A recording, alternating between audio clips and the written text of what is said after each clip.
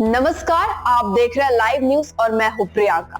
और अब हम आपको लेकर चलेंगे संसद की उस अहम खबर की ओर जिसने न केवल देश की राजनीति को हिलाकर रख दिया बल्कि एक ऐतिहासिक मोड़ पर भी ला खड़ा किया।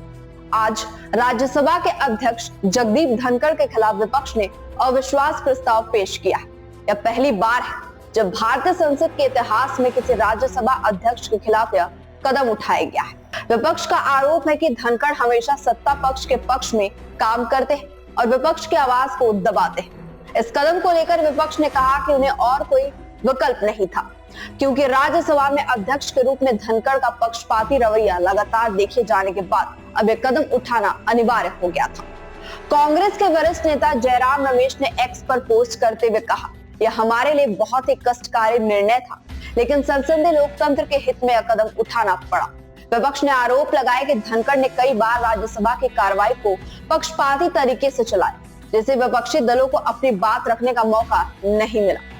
आपको बता दें कि इस अविश्वास प्रस्ताव पर कुल 60 सांसदों ने हस्ताक्षर किए। इनमें से कई प्रमुख दलों के सांसद शामिल हैं, जैसे टीएमसी, आम आदमी पार्टी और समाजवादी पार्टी। यह आंकड़ा दिखाता है कि विपक्षी दल एकजुट होकर राज्यसभा के अध्यक्ष के खिलाफ यह कदम उठा रहे हैं। अब सवाल यह उठता है कि इस अविश्वास प्रस्ताव का संवैधानिक महत्व क्या है।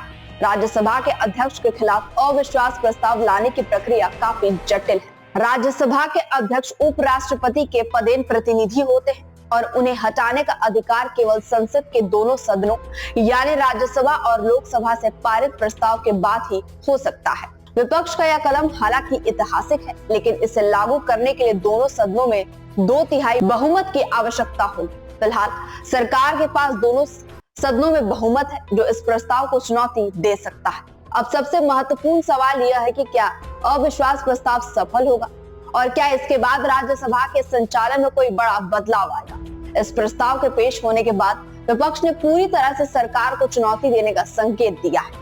नरेंद्र मोदी सरकार को भी अब इस मुद्दे पर अपनी प्रतिक्रिया देनी होगी, क्योंकि यह सिर्फ राज्यसभा के अध्यक्ष का सवाल नहीं बल्कि लोकतंत्र और संसदीय प्रणाली का सवाल बन चुका है। राज्यसभा के अध्यक्ष के खिलाफ ऐसा कदम पहले कभी नहीं उठाया गया और अब यह देखना यह होगा कि यह कदम संसद की कार्रवाई पर क्या प्रभाव डालेगा।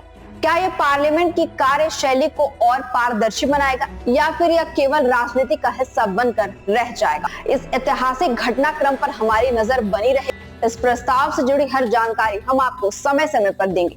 लाइव न्यूज पर बने रहिए, क्योंकि यह राजनीतिक घमासान अब और भी दिलचस्प मोड़ लाने वाला है।